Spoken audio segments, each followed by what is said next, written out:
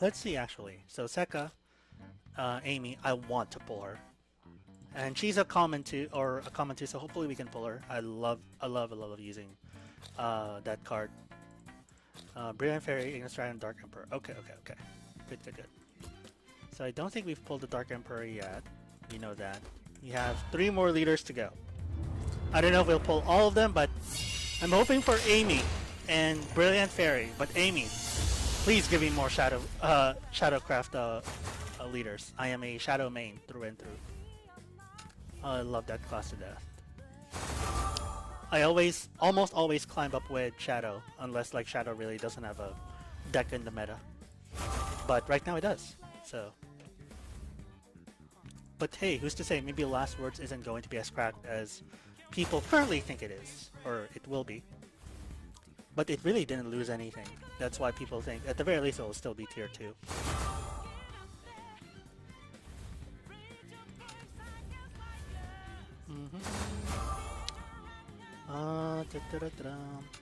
Cross Demon. Okay.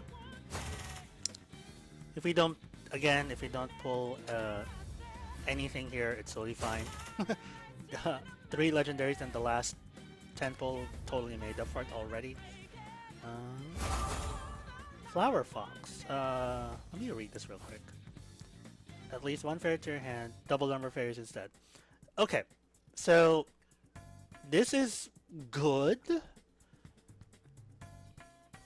The reason why I hesitate is because it is not a leader effect. It has to remain in play. In a 1-1-1, that's kind of a hard combo to get to. I know we have the fusion card from the legendary, right? So that might end up being a non-issue at the end of the day. I'm still concerned though. I'm still concerned whether that makes it into the cut, because that deck is pretty tight as far as the cards that you can fit in is concerned. So we're already fitting in 3 because the legendary has to be in there as a 3 of. Whether we can fit like 1 set more, I don't know. We'll have to see. We'll have to see. No Brilliant Fairy yet too. Speaking of the fairy deck, I really want to showcase that card at the very least. Chrono Witch number 3, so we have a full set of that. That's good. Like I said, I did want to play with Chrono Witch. And before any of you guys that are more experienced than I've ever say, oh, you want to play with interactive decks while you're playing with Spell Boost. Spell Boost is interactive because there are ways to play around Spell Boost. There's not really a good way to play around Resonance other than play faster. That's the difference. Like, there's a way to play around Spell Boost. Even last set. And Spell Boost has been quite depowered this set, so I will not hear that from anyone. Spell Boost is in an okay spot, I think. It's lost quite a bit from the previous set. Right, 1 legendary for the 10, cannot complain. We're about more than halfway done here. We have, I'm going to be doing 2 of the Crystal 10s because I want to sleep. And that's it. I'm not going to go all the way to like complete all of the pulls. That's just expensive. That's good. We got 2 of them. That is already good. We're already winning. Let me take a look at these 2 real quick. Okay, so this is the Earthright mechanic.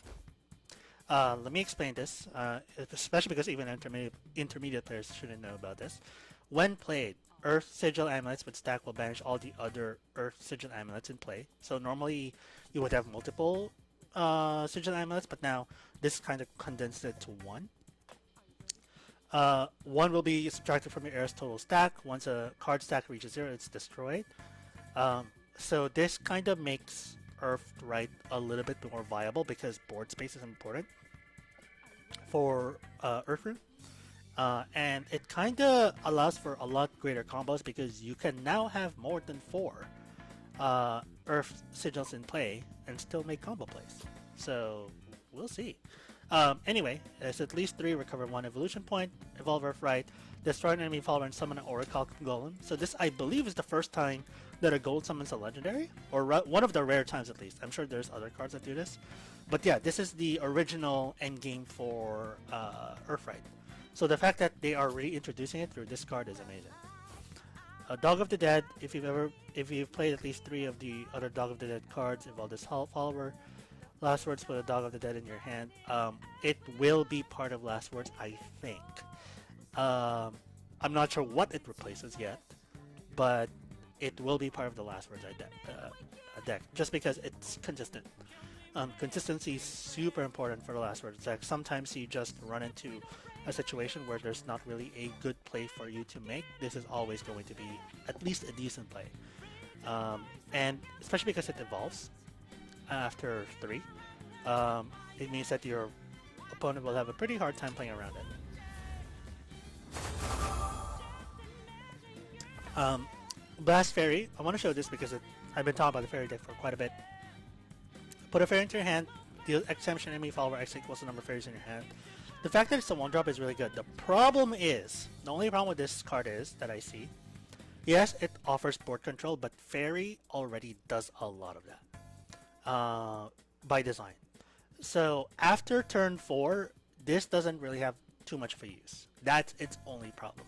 Now, it does put the Fairy into your hand, and it does allow for aggro Fairy to work, because imagine this, like turn 1 you play something like the Accelerate card that puts 2 fairies in your hand. Turn 2 you play this and 1 fairy. Suddenly you have board control for 4 turns, especially if you're going first for up until turn 5. That's a lot. So, but the fact that it has 0 power kind of leads me to question, how effective is that really going to be? That's why I don't believe in this card as much as other people do.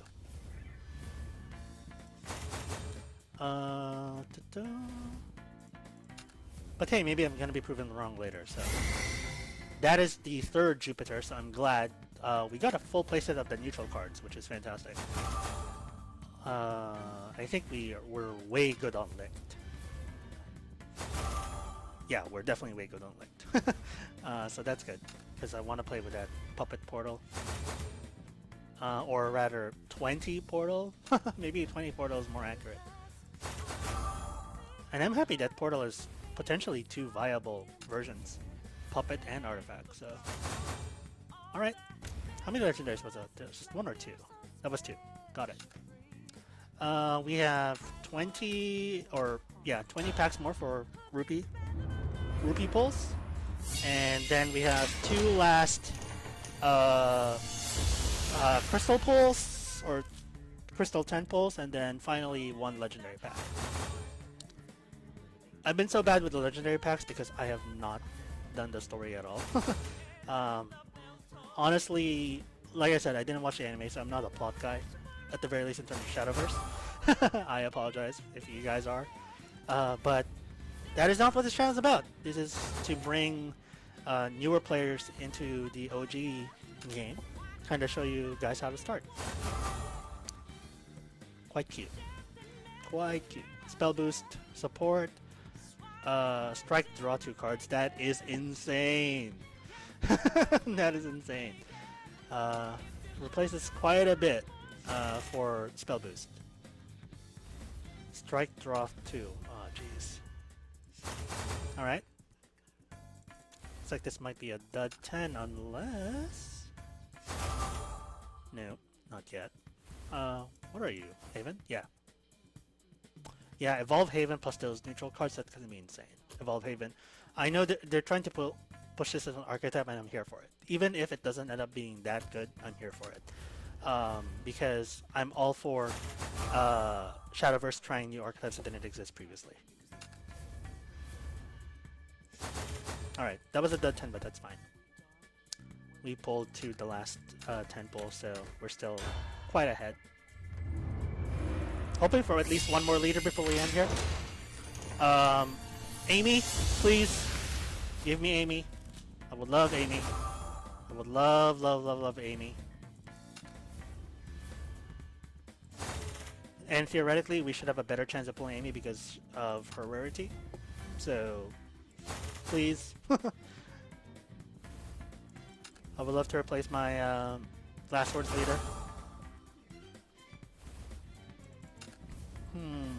What else? What else is new here? That is number 4. We do not need that anymore, but that's still good. It's still vials. I will take it. Angel's Grace.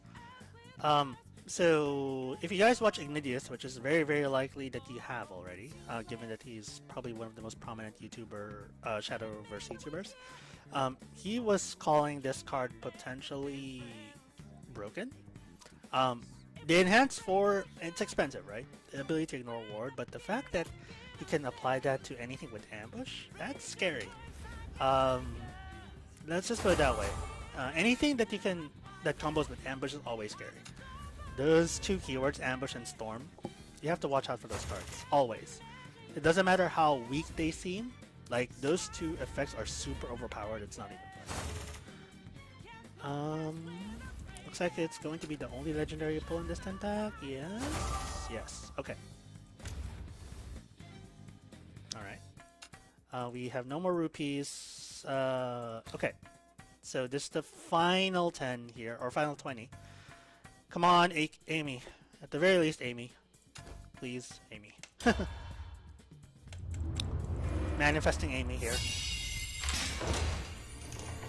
If you can get Amy here, even if Amy's the only legendary pull from this point on, I am good. I am totally fine if it's just Amy.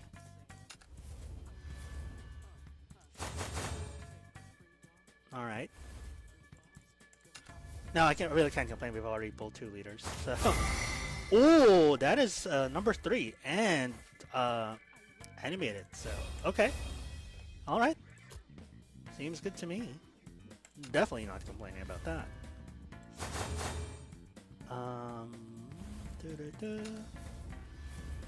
As far as what I'm gonna be personally maining this set, Shadow for sure, Haven maybe, if that turns out to be quite a powerful Evo Haven, turns out to be powerful, I'm definitely gonna play Evo Haven, and maybe Portal.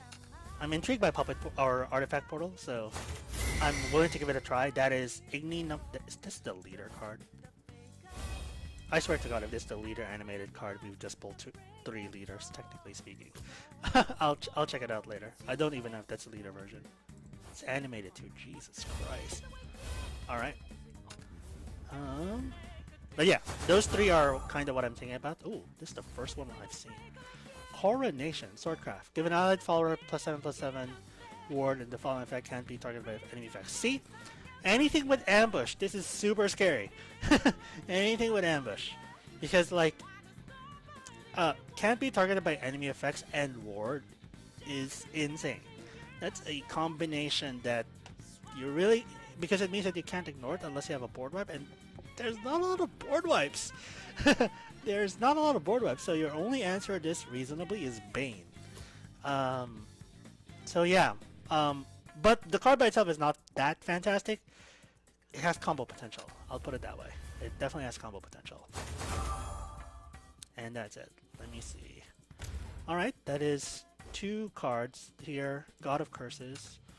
I'll check that out at the end, if whether that's an animated leader or not. Alright, final 10 pull here. I'm not going to do any more. Because this game can get expensive. And also, I play this game way too much. So I have practically enough vials to craft everything else. At the very least, craft everything else that I care about playing.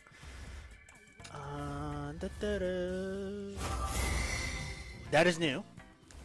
Monolith Creator Portal. If you've used at least 3 evolution points this match, summon a Monolith Creator and give it Storm. Okay, so it doubles itself. Strike -2/-2 to all enemy followers and remove this effect. Alright, so it's kind of a board control. It does have Rush, so that's good. The problem is with this card is that Portal does that plenty well, board control. So I'm not sure what this card really supports. Like, by far and away, the other legendary is better. by far and away. The legendary for artifact part is much better than this. I want to be proven wrong. Let's put it that way, because it seems like they want to go back to a board-based Shadowverse, and that makes sense because the anime is very board-based, right? At the very least, I know that much, where the board actually mattered. So, if board-based becomes the meta, then this card kind of becomes better. But right now, like against Last Word, let me talk about Last Words and Sword because those were the two top or metas last time, right? And they practically didn't lose anything. Like Combo Sword did lose quite a bit, but still, it's still operable. Anyway, for Last Words, like you kill their Last Words cards, great. You just advance their endgame. For Combo Sword, they really don't care as long as it doesn't have ward. For Resonance Portal, they really don't care because they don't interact with the board at all until turn 7, and at turn 7 you just die. The fact that it doesn't have Storm or anything like that, God, I wish it did. Let's put it that way. Alright. But it's still a new legendary though, so I'll take it. Piercing Roar. I like the art. And I've always liked Shadowverse art. It's one of the reasons why I keep playing. For several years straight now, I've always loved Shadowverse art.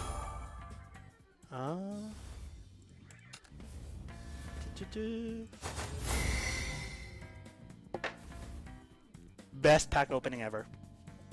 Best pack opening ever. That's it. I legitimately will call this the best pack opening I've ever done. This is amazing. 140 pulls 3 leaders, including the leaders that I really wanted the most, which was Sekka and Amy. I'm good. This is the first time I've pulled like 2 of the non like because every set that releases the start at the launch, you normally get 2 leaders, right, at max. This is a special set where you get 5.